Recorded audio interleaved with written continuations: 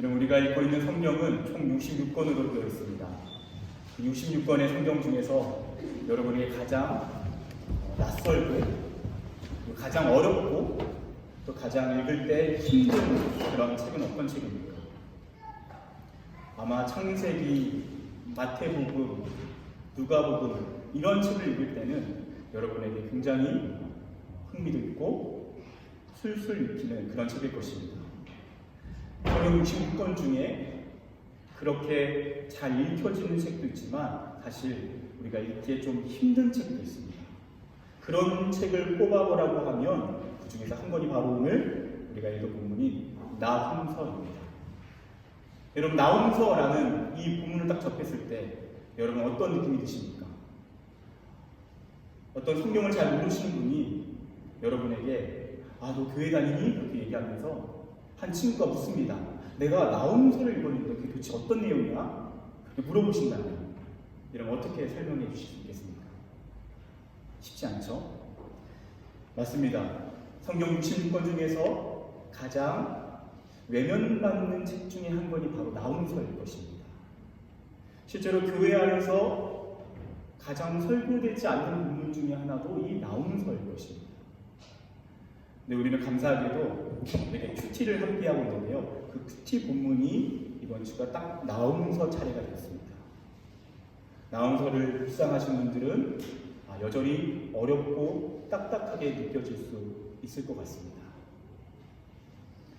여러분, 이 내용이요 분명히 어렵습니다. 근데 한 가지 더 우리에게 이 내용이 만만치 않은 이유는 이 내용의 메시지가, 하나님의 메시지가 참으로 무섭기 때문입니다. 어렵기 때문도 있지만 무섭기 때문에 이 나훔서가 더 쉽게 외면당하는 경우가 많습니다. 분명히 나훔서에서는요 처음부터 거의 마지막 장까지 하나님의 심판, 하나님의 준엄한 분노에 대해서 다루고 있는 것이 사실입니다. 우리가 오늘 읽은 본문도 마찬가지입니다. 오늘 우리가 읽은 본문을 보면요 이곳에서 등장하는 하나님 어떤 하나님이십니까? 2절만 봐도요 질투하신 하나님이십니다. 그리고 보복하신 하나님이라고 말합니다.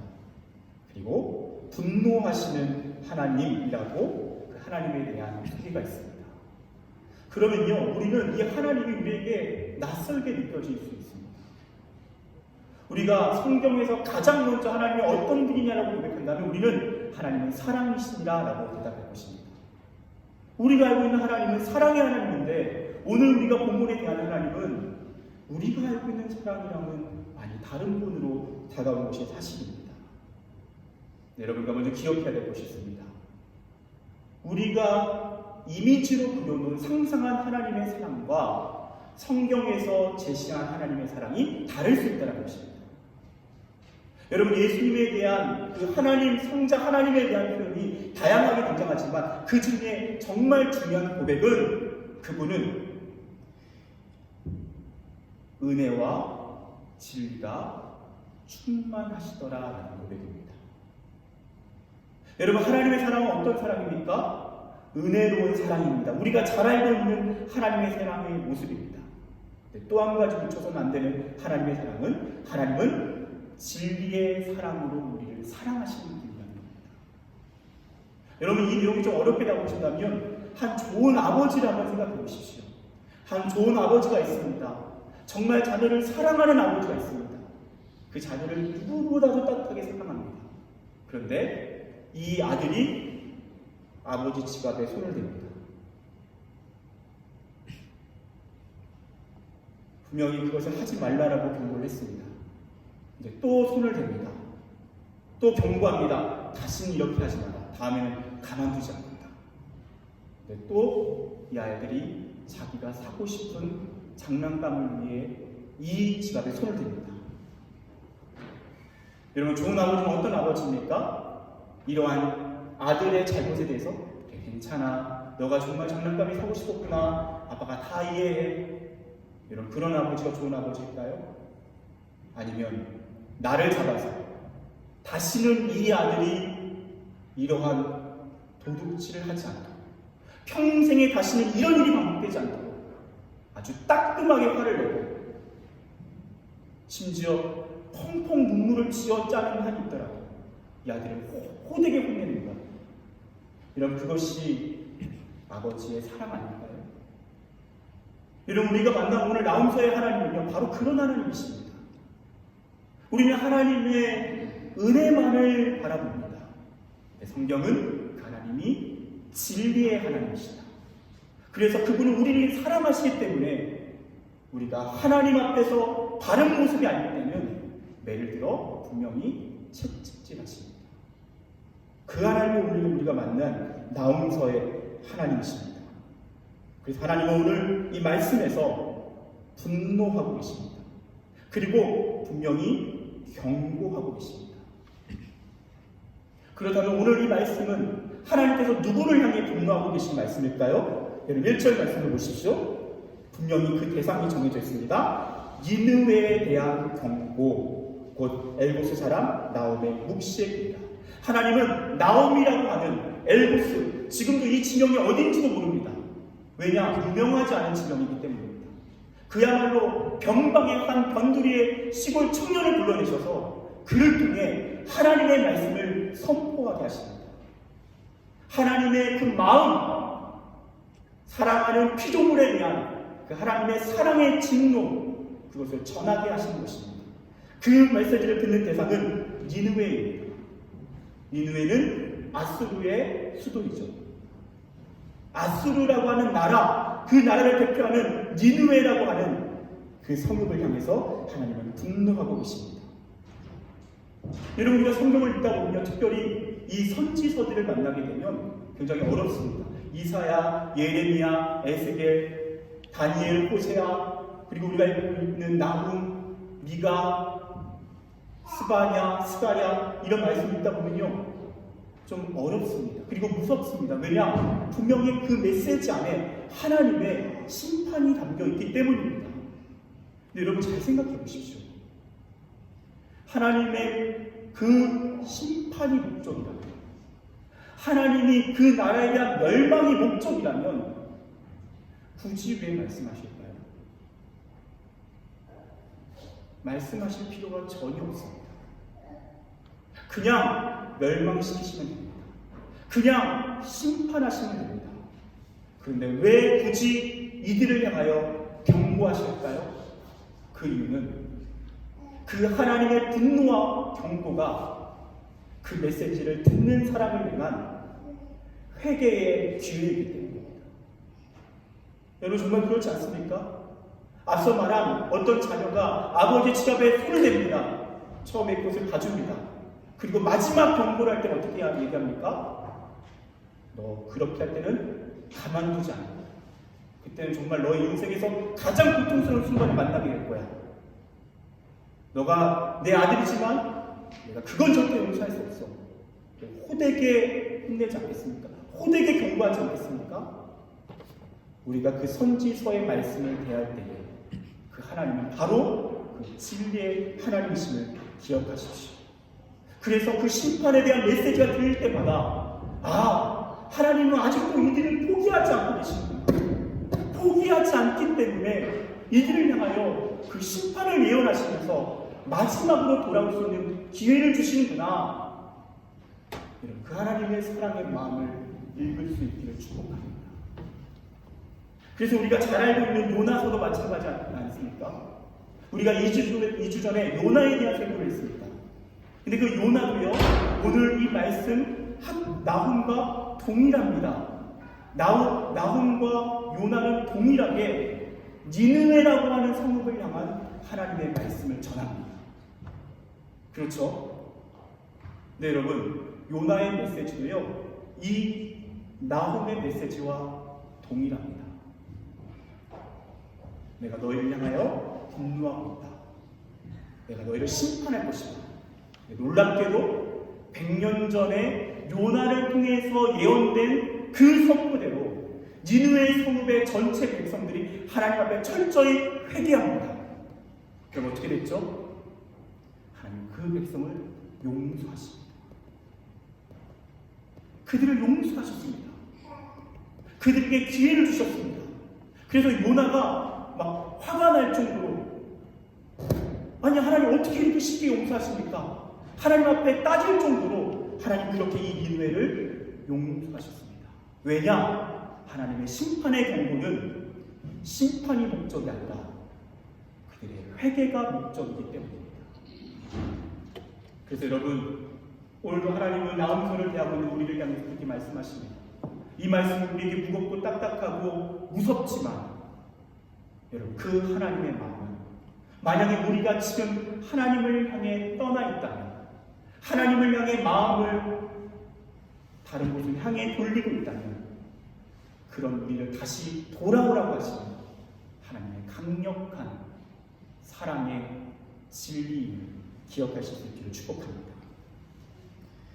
여러분, 우리는 오늘 이 말씀을 대하면서 또 한 가지 주목해야 될 것이 있습니다. 바로 나훔이라고 하는 단어입니다.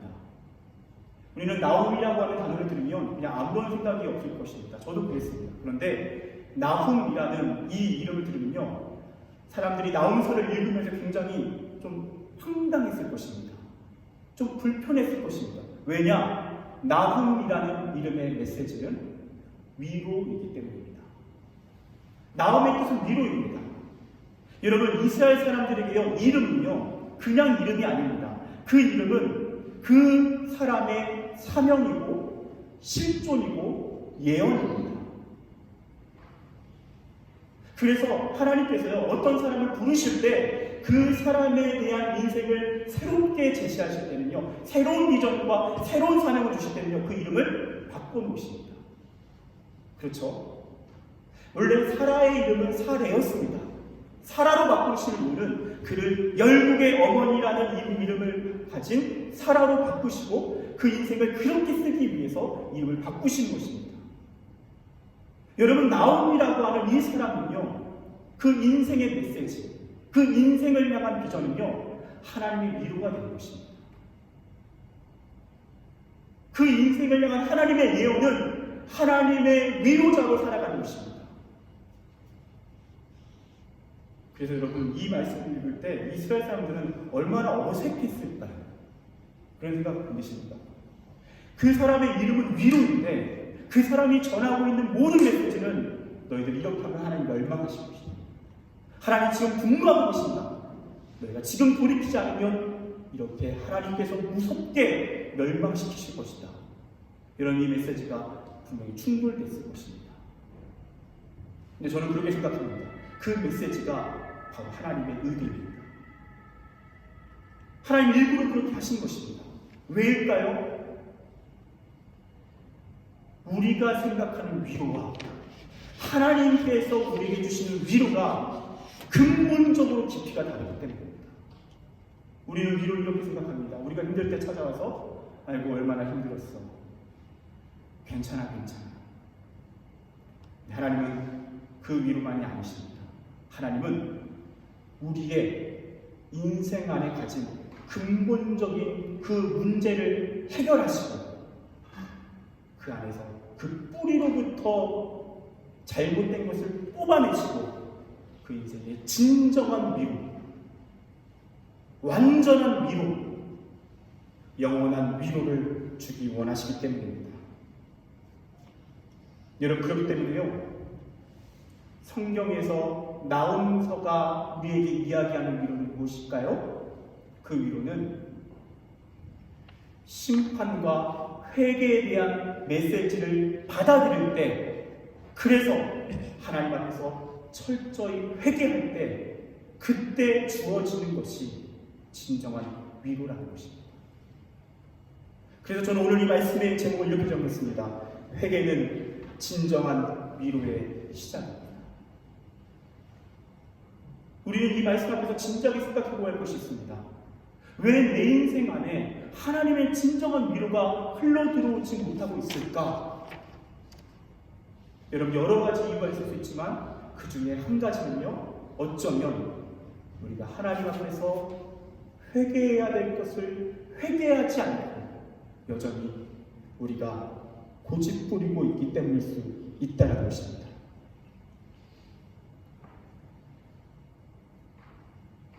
여러분, 생각해 보십시오. 저는 사실 그런 아픈 사연을 접한 적이 있습니다. 제가 참 좋아하던 신앙인이신데 이분이 나중에 알고 봤더니 몰래 한 1년 정도의 시간 동안 외도를 하고 있는 것을 알게 되었습니다. 그것이 밝혀졌고 그 가정에 큰 아픔이 있는 그런 사연을 제가 접한 적이 있었습니다. 그 시간을 접하면서 제가 바라보았던 것은 참 신실하게 사셨던 분인데 그 외도로 인해서 한순간에 그 인생이 깨지고 아파지고 고통 가운데 들어가는 것을 본 적이 있습니다. 여러분, 그분의 삶은요, 그 당시에 저도 그것을 가까이서 볼 수 있었는데 정말 지옥이더라고요. 너무 힘든 시간들을 보내시더라고요. 근데 시간이 흘렀습니다. 정말 다행인 것은 그분이 하나님 앞에서 철저히 회개하셨습니다. 정말 가슴을 찢으면서 철저히 회개하고 철저히 회개하며 그리고 그 아내에게도 진심으로 용서를 구하며 그에게 하나님께서 허락하신 그 회개에 대한 진정성을 보여주기 시작했습니다. 그리고 시간이 흘렀습니다. 하나님께서 그 가정을 다시 아름답게 회복해 주셨다는 것을 발견하게 되었습니다.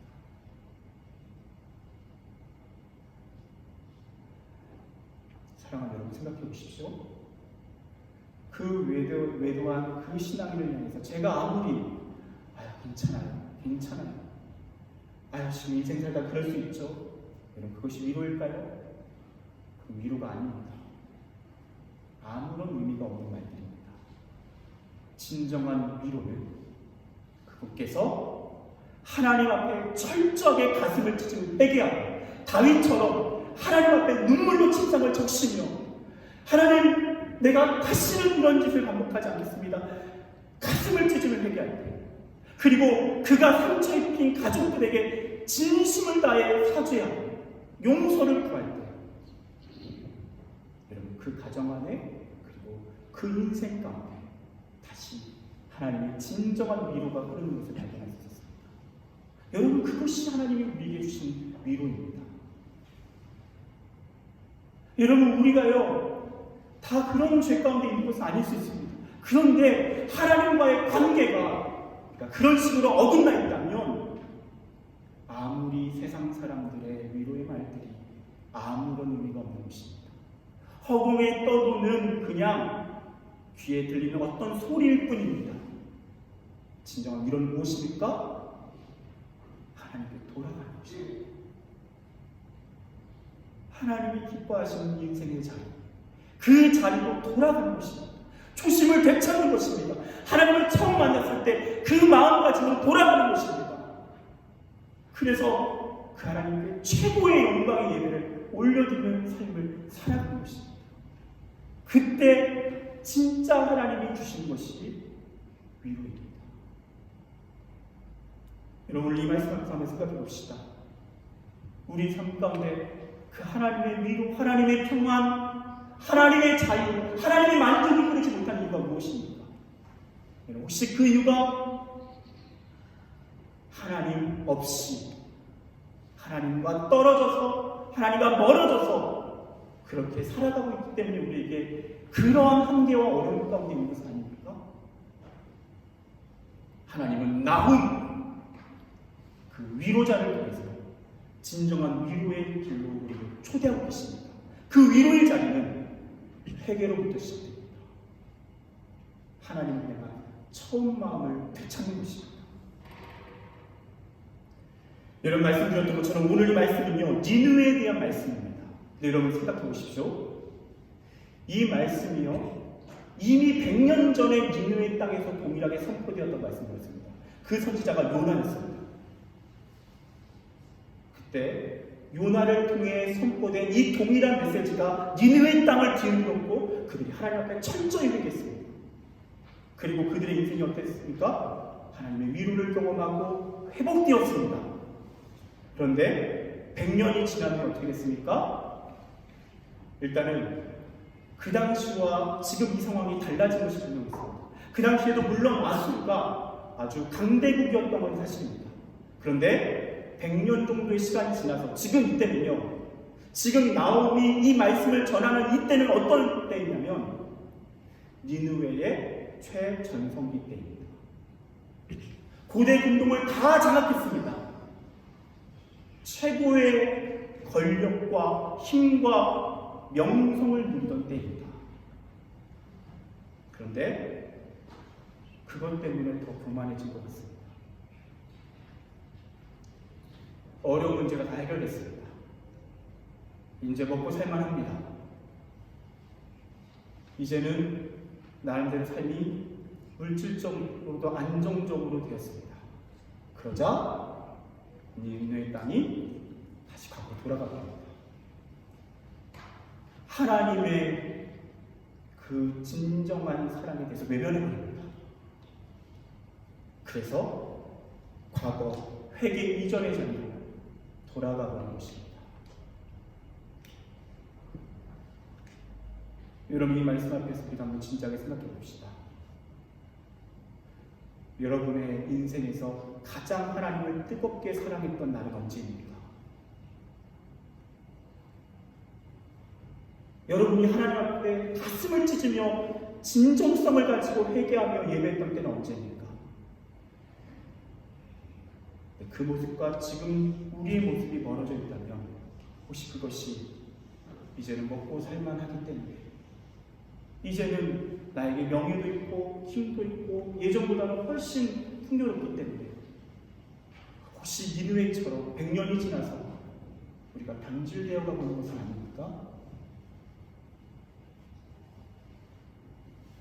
여러분, 그렇다면 우리는 지금 이 나홈의 말씀을 통해서 하나님의 경고를 들어야 합니다. 그 경고는 사랑입니다. 우리를 돌이키기 위한 사랑입니다. 저의 부모님 가정을 좀 하겠습니다. 저희 부모님은 아버지가 군인이셨다고 말씀드렸죠. 군대에 가셔서 그때부터 이제 조금씩 신앙생활을 시작하셨다고 합니다. 저희 어머니도 젊은 처녀일 때 뒤늦게 신앙생활을 하시고 그때부터 교회를 다니셨습니다. 그리고 두 분이 결혼하셨고, 그리고 교회를 다니셨지만 신실한 분들은 아니셨습니다. 그냥 교회를 왔다 갔다 하고 그냥 이제 조금씩 예수님을 알아가는 단계였다고 합니다. 첫째, 저희 누나가 태어나고 2년 정도의 시간이 지나서 두 번째 아이를 갖게 됐습니다. 그 아이는 쌍둥이였습니다. 아들이었고 너무 행복하셨습니다. 그런데 군인들이 이렇게 이사를 많이 하잖아요. 그렇죠? 장교들이 이사를 많이 하는데요. 출사를 한 30일 정도 앞두고 이사를 하느라 너무 무리를 하셔서 아이를 유산해 버리셨어요. 배가 이만큼 불러오고 쌍둥이기 때문에 얼마나 더 이렇게 배가 불렀을까요? 그런데 한 달 앞두고 유산을 해버렸습니다. 어머니가 그야말로 너무 절망스러워서 교회도 가지 않고 시험에 들어서 그냥 집에 누워 있었다고 합니다. 그러던 어느 날 바로 옆집에서 마침 목사님께서 구역 예배를 드린다고 해서 그 옆집 그 이웃이 막 억지로 끌고 갔다고 합니다. 가서 같이 예배 드려보자. 그래서 그 구역 예배에서 예배를 드립니다. 예배를 드리고 같이 기도를 하는데 어머니 거기서 펑펑 우셨다고 합니다. 하나님, 나 좀 불쌍히 여겨주세요. 그리고 하나님, 제발 아들 한 명만 주세요. 너무너무 마음 아파요. 제발 저에게도 아들 한 명만 주세요. 아들 한 명 태어나게 해주시면 그 아들 제가 묵사로 주님께 드리겠습니다. 그리고 태어난 거 저입니다. 네. 그렇게 해서 제가 태어났습니다. 얼마나 행복하셨는지 모릅니다. 너무너무 행복하셔서 주변에 자랑하고 우리 아들이 태어났다고 그렇게 행복하셨다고 합니다. 참 안타깝게도요, 제가 태어나고 한 3개월 정도 시간이 지났을 때 그때가 마침 아버지의 진급이 발표된 날이었습니다. 누가 봐도 희석이 아버지는 이번에 진급하신다는 이야기가 그냥 다 소문이 퍼져 있었습니다. 그런데 진급에서 떨어지신 겁니다. 어머니가 다시 절망하셨습니다. 아버지도 너무 실망하셨습니다. 그래서 다시 또 시름시름 알았다고 합니다.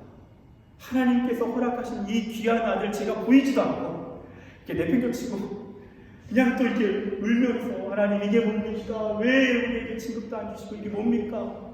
그렇게 하나님 앞에 원망했다고 합니다.